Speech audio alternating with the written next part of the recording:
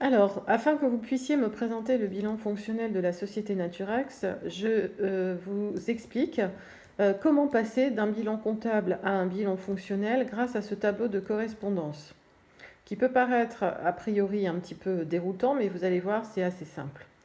Alors, on va commencer par l'actif. Regardez, je vous ai mis à gauche ce que vous connaissez déjà en principe du bilan comptable. Je vous ai mis à droite ce que l'on va retrouver dans le bilan fonctionnel et j'ai surligné en jaune pour que vous sachiez bien ce qu'on va trouver dans le bilan fonctionnel.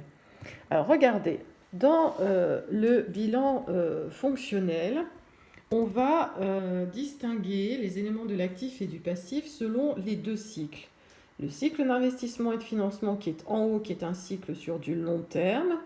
Quand j'investis dans des IMO, il me faut des ressources qui portent sur du long terme, des ressources stables. Et puis en bas, vous avez le cycle d'exploitation et hors exploitation qui correspond aux opérations courantes réalisées par l'entreprise. Alors, prenons tout d'abord le cycle d'investissement. Vous avez dans un bilan comptable l'actif IMO, avec les IMO incorporels, corporels et financières. Je vous rappelle que dans l'actif IMO, vous avez 3 colonnes, brut, amortissement, net. On va faire une petite marche arrière, puisque dans le bilan fonctionnel, les IMO seront en valeur brute. Et on va changer de vocabulaire. Plutôt que de parler d'actifs IMO, on va parler d'emplois stables. Enfin, les emplois stables, c'est quoi?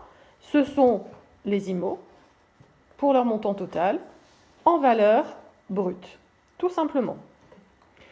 Ensuite, je passe à l'actif circulant. Regardez mon actif circulant.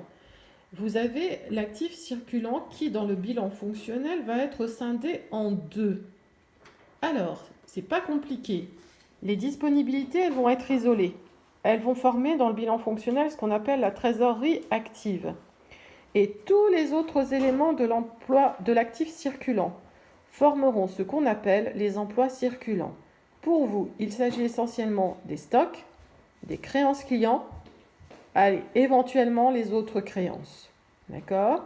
Mais les dispos, vous les séparez, vous les sortez de là et vous les passez en trésorerie active.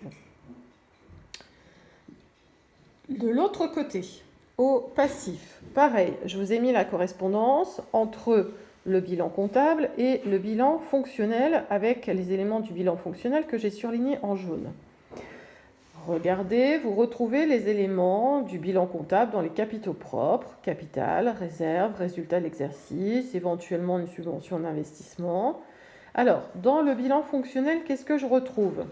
Je retrouve ce qu'on appelle les ressources stables. En effet, les ressources stables sont les ressources qui sont censées financer les investissements sur du long terme de l'autre côté. Alors, dans ces ressources stables, qu'est-ce que je trouve? Je trouve les capitaux propres, mais je trouve aussi les amortissements. En effet, de l'autre côté, on a travaillé en valeur brute. Si on veut retrouver l'égalité entre l'actif et le passif à la fin du bilan fonctionnel, il faut absolument rajouter côté passif les amortissements. Donc, regardez les deux petites puces en caractère gras. Vous prenez les capitaux propres, vous prenez les amortissements, qui feront partie de mes ressources stables. Et regardez mon accolade, c'est pas terminé. Dans les dettes, je vais rechercher, et mon accolade s'arrête là, je vais rechercher les emprunts et autres dettes financières, sauf les concours bancaires et soldes créditeurs de banque. J'ai dit quoi tout à l'heure? J'ai dit que les concours bancaires courants et soldes créditeurs de banque formaient de la trésorerie, ce sont les découverts bancaires, découverts bancaires qui forment une ressource sur du court terme. Un découvert, ça s'étale sur quelques jours.